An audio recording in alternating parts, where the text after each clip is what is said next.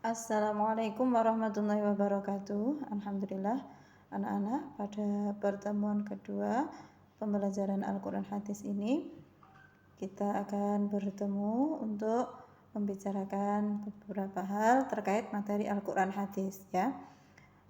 Anak-anak, tadi kita sudah berdoa ya. Oke, pada pertemuan pertama kemarin Bu Eni belum menyampaikan bahwasanya untuk pembelajaran Al-Quran Hadis itu meliputi 3 hal ya. Yang pertama materi dari buku ini, yang kedua ilmu tajwid. Nah, ilmu tajwid ini mengurutkan dari dulu kelas 3 ya, mulai kelas 1 2 itu kan tentang bagaimana menulis huruf hijaiyah, mengenal huruf hijaiyah. Kelas 3 itu mulai dari nun sukun, kelas 4, kelas 5 sampai kelas 6 ini. Nah, pada kelas 6 ini materinya sampai pada masalah nanti mat dan juga qorib gitu ya. Jadi untuk tajwidnya tidak sesuai buku ini ya, karena yang di buku ini insya Allah di sini tentang ro itu sudah disampaikan ya di kelas sebelumnya ya. Tuh, kemudian yang ketiga adalah imla. Imla itu apa? Sejenis dikte tapi dikte untuk Arab gitu ya. Nah, insya Allah pada pertemuan kedua ini nanti kita akan membicarakan materi lanjutannya yaitu surah Al-Qadr, dan nanti akan dimulai untuk ilmu tajwid di kelas 6 ini yaitu tentang mat gitu ya. Oke, sekarang kita lanjutkan. Nah, anak-anak, pernahkah mendengar istilah Lailatul Qadar? Nah, insya Allah udah nggak asing ya dengan kata-kata itu ya anak-anak ya. Lailatul Qadar adalah suatu malam yang sangat dinanti oleh semua umat muslim pada bulan mulia, yaitu bulan Ramadan. Nah, pada kesempatan kali ini kita akan bersama-sama belajar mengenai surah Al-Qadr tersebut. Oke, anak-anak tentunya semuanya sudah hafal ya surah Al-Qadr. Suratnya hanya terdiri dari 5 ayat ya. Sekarang kita baca bersama ya. A'udzu billahi minasyaitonir rajim. Bismillahirrahmanirrahim. Inna anzalnahu fi lailatul qadr. Wa ma adraka ma lailatul qadr. Lailatul qadri khairum min alfi syahr. Tanazzalul malaikatu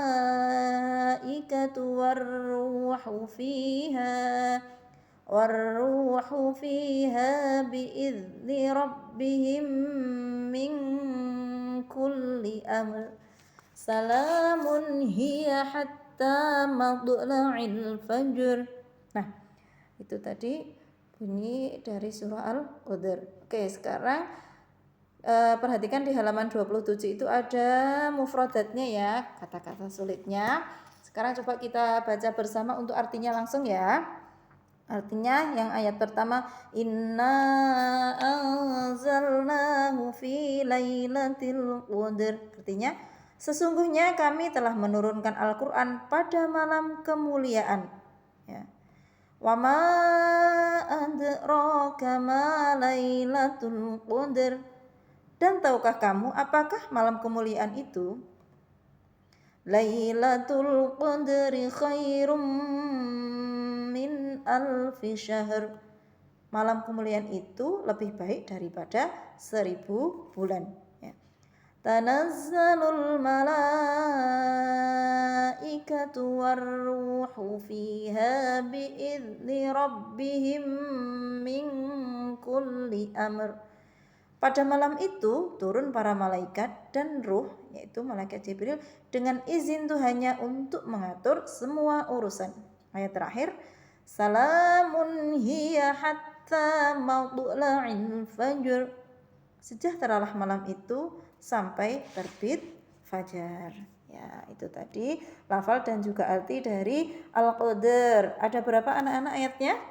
Ya, ada 5 ayat. Sekarang kita memahami isi kandungan surah Al-Qadr. Nah, surah Al-Qadr ini adalah surah yang ke-97 yaitu terletak setelah surah Al-Alaq dan sebelum surah Al-Bayyinah. Asbabun nuzul. Nah, apa itu asbabun nuzul? Ya, sebab-sebab turunnya ayat ini menurut Imam Ibnu Jarir dalam sebuah hadisnya menceritakan bahwa di kalangan orang-orang Bani Israel ada seorang laki-laki yang setiap malam selalu beribadah. Kemudian pada siang harinya ia selalu berjihad melawan musuh-musuh Allah Subhanahu wa taala sampai sore hari. Hal ini ia lakukan sampai 1000 bulan secara terus-menerus. Hal ini membuat kaum muslimin merasa takjub, kagum sama amalan laki-laki dari Bani Israel itu.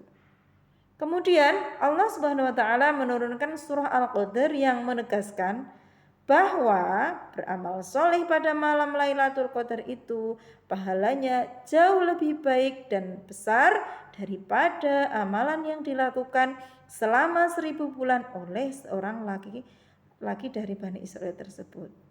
Dengan demikian, umat Islam diberikan semangat oleh Allah Subhanahu wa taala untuk rajin beramal soleh dan beribadah.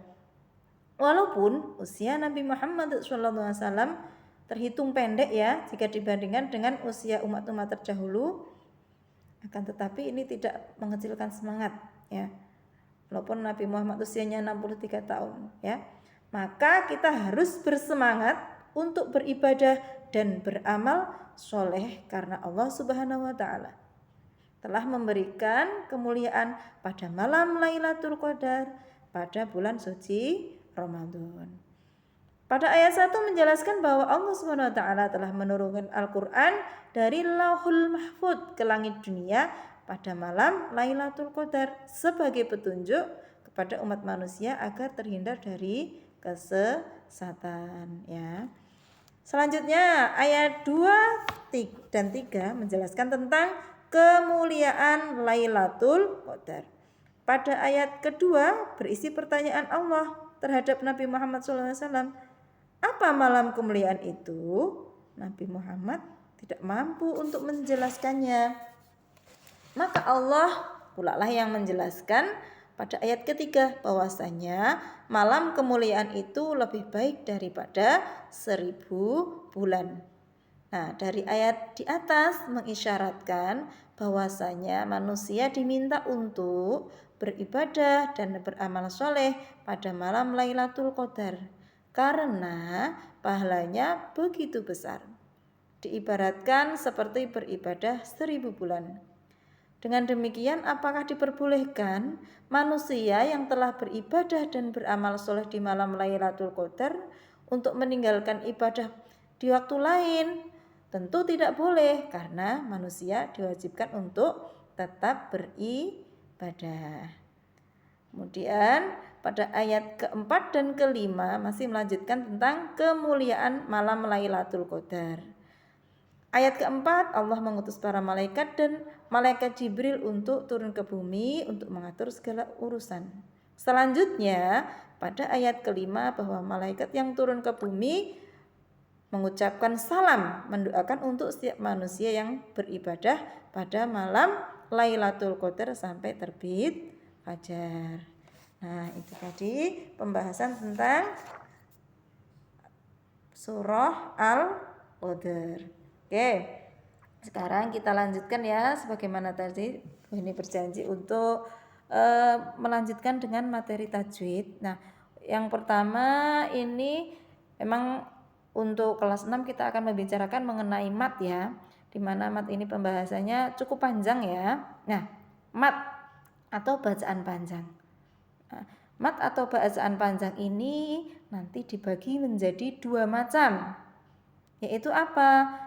Satu mat tabi'i atau mat asli ya, bisa dibilang juga mat tabi'i atau mat asli. Yang kedua mat far'i. Mat far'i itu apa? Mat cabang. Ada berapa? Ada 14. Nah, banyak ya macamnya. Nanti kita pelajari bersama. Oke, kita pelajari yang awal dulu yaitu tentang mat tabi'i atau mat asli. Itu apa sih yang dinamakan mat asli atau mat tabi'i? Nah, mat tabi'i atau mat asli jika ada huruf berharokat fathah diikuti alif ya. Atau huruf berharokat kasroh diikuti ya sukun. Dan huruf berharokat domah diikuti wawu sukun. Nih contohnya ya. Ini kan ada kata-kata ka, na, la, ba. Nah, ini semua belum ketambahan sama huruf mat. Jadi bacanya pendek. Ka, na, la, ba. Kemudian begitu ditambahi dengan alif, ya karena ini harokatnya fathah, maka tambahannya untuk dibaca mat itu adalah alif. Jadi baca panjang.